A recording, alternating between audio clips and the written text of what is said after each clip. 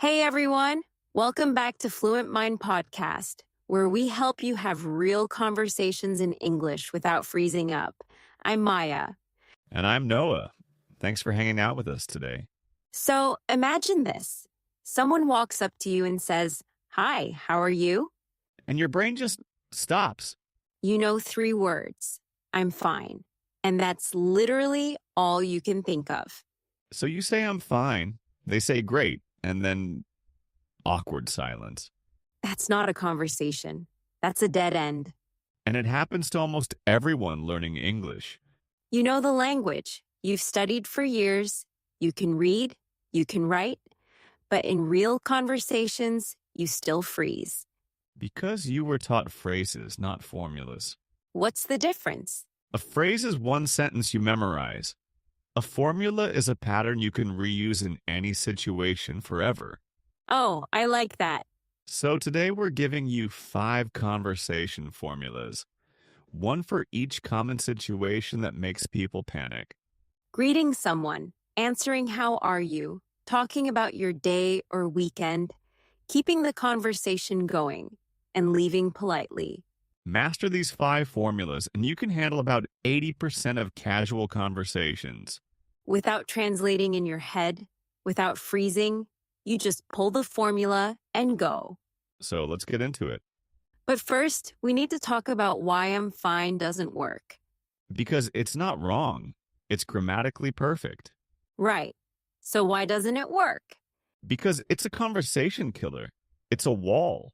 What do you mean? It doesn't give the other person anything to work with. Watch. Someone says, how are you? You say, I'm fine. They say, oh, good. And then silence. Exactly. The conversation just died because you gave them nothing to respond to. So what should you say instead? Native speakers almost never say just, I'm fine. What do they say? They add a second sentence, a reason or a detail. Can you give me examples? Sure, I'm good. Just tired from work. I'm great. It's finally Friday. I'm okay. A bit stressed, but hanging in there. Oh, so you're giving them something to ask about? Exactly. If you say you're tired from work, they can ask what you do. If you say it's finally Friday, they know you had a long week. That makes so much sense. And I know this because I learned it the hard way. How? I'll tell you in a second. But first, you have a story about this, right? Oh my God, yes. The party where I said good like 10 times in a row. Tell me about it. Okay, so my friend invited me to her birthday party. I didn't know anyone there except her. That's already a nightmare scenario. Right? So I'm standing there with my drink, trying to look normal, and people keep coming up to me to be friendly. And? First person. Hi, how are you? Me. Good, you. Okay. Second person. Hey, how's it going? Me. Good, thanks. Uh-oh. Third person. How are you doing? Me. I'm good. You're just saying good over and over? Over and over. By the fourth person, I literally said good and then just stared at them. I had nothing else to say. What happened? My friend saw me standing there alone and pulled me aside. She said, Maya, you're giving everyone one-word answers. They think you don't want to talk to them. Oh, no. And I was like, but I do want to talk. I just don't know what to say after good. So what did she do? She taught me a formula. She said, when someone asks, how are you, say I'm, and then add one detail about why. Did you try it? Right away. Next person came up. How are you? And? I said, I'm good. A little tired, though. I had a crazy week at work. What happened? They said, oh, really? What do you do? And we had an actual conversation about my job, about their job. It lasted like 5 minutes. From one extra sentence. One extra sentence. That's all it took. That's formula number 1. And we have 4 more. Each one solves a different awkward moment. Let's break them down. Okay, formula number 1. Responding to, how are you? The structure is simple. I'm and then add a reason or context. Examples, I'm good. Just finished a big project. I'm tired. Had a long day. I'm great. It's the weekend finally. I'm okay. A bit stressed with exams. So you're always adding that second part? Always. That second part is what keeps the conversation alive. Let's practice. Noah, how are you? I'm good. Just got my coffee, so I'm ready for the day. See? Formula applied. Your turn, whoever's listening. How are you? Answer out loud right now. Use the formula. I'm plus one detail. We'll give you 3 seconds. Go. How did that feel? Awkward? Good. That means you actually did it. All right, formula number 2. Talking about your day or your weekend. This one's super useful because people ask this all the time. The structure is it was and then one activity. Examples? It was busy. I had meetings all day. It was chill. I just stayed home and watched some shows. It was fun. I went out with some friends. It was productive. I finally finished that thing I've been putting off. Why does this work? Because you're giving them something specific to ask about. Like what? If you say I had meetings all day, they can ask what you do for work. If you say I watch shows, they can ask what show. If you say I went out with friends, they can ask where you went. So you're basically handing them a conversation topic? Exactly. You're not making them work for it. You're giving them a door to walk through. Okay, let me practice. How was your weekend, Noah? It was good. I went hiking with some friends up in the mountains. Oh, nice. Which trail did you do? See?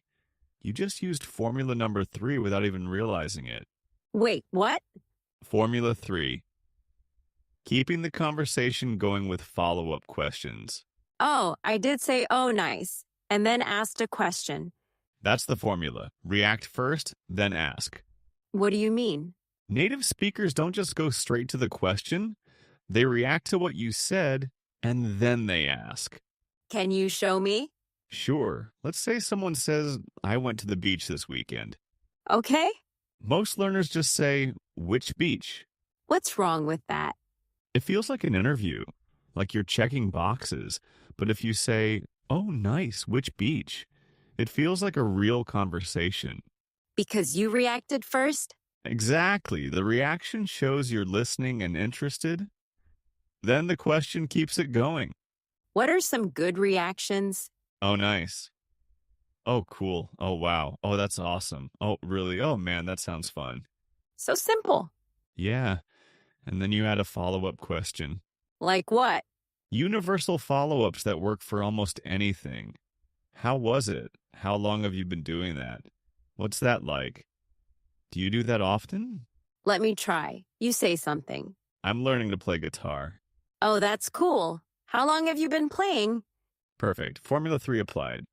This is actually so easy when you have the pattern. That's the point. You don't need to think. You just plug into the formula. Okay, what's formula number 4? Formula 4 is for when someone says something and you have no idea how to respond. That happens to me all the time. Everyone. It happens to everyone. So what do? You use a filler phrase, something that buys you 2 seconds to think. Like what? Oh, wow, that's interesting. Oh, really? I didn't know that. Oh, that's cool. Oh, man, that sounds tough. So you're just acknowledging what they said? Yeah, you're showing you heard them, and you're giving your brain time to catch up and think of a real response. Is that fake, though? No, it's not fake. You are interested. You're just giving yourself a second to process. Okay, I like that. And then Formula 5, how to leave a conversation politely. Oh, this is important because I never know how to exit without being rude.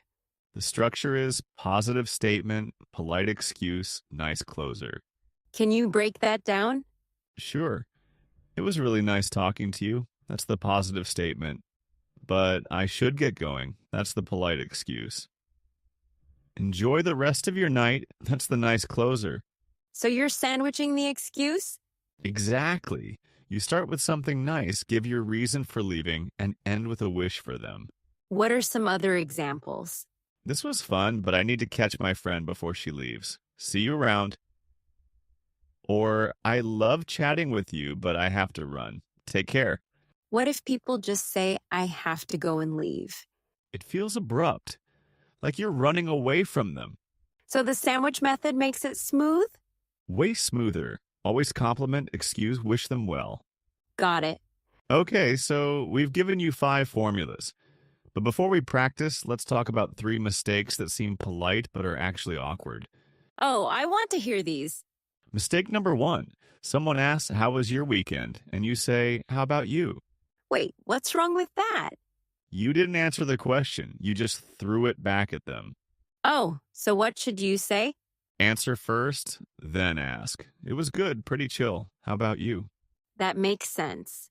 Mistake number 2, over-apologizing. Like what? Sorry for my English. Sorry, I talk too much. Sorry, I'm boring. I used to do this all the time. Why is it awkward? I don't know. Why? Because it creates discomfort. The other person has to reassure you. It puts pressure on them. So just don't apologize unless you actually did something wrong? Exactly. Just keep talking naturally. What's mistake number 3? Answering yes or no without elaborating. Example? Someone asks, do you like living here? You say yes. And then silence. And then silence. Instead say, yeah, I do. It's really nice. I love the weather here. Always add one more sentence. Always. All right. We've given you 5 formulas and shown you 3 mistakes to avoid. Now it's time to use them. Right now, with us. Here's your challenge. Today, use 1 formula from this episode. Just one. Pick the easiest one for you. Could be Formula 1, responding to how are you. Could be Formula 5, leaving a conversation politely. Use it once today. Notice how it feels. Tell us what happened. Let's practice one more time together before you go. I'll ask. You answer out loud. Ready? Hey, how are you? Your turn. Answer using Formula 1. I'm good. Just grabbing some coffee before work. How about you? See? Formula 1 plus Formula 3 combined. I answered, then asked back. That's how you keep conversations flowing. Now it's your turn in real life? Come tell us in the comments which formula you used today. Right. I used formula number 1, 2, 3, 4, or 5, and here's what happened, and then 1 sentence about your experience. We read every single comment. And we'll reply with tips if you want more help. Oh, and if this episode helped you, hit the like button. It helps other learners find us. And subscribe if you want more episodes like this. Every week, real conversations, real strategies, no textbook stuff. Just the things native speakers actually use. All right, before we go. Remember, you don't need to memorize 100 phrases. You just need 5 formulas, and now you have them. Conversations aren't tests. They're just 2 people exchanging words. And now you know how to keep those words flowing. See you next time. Keep going.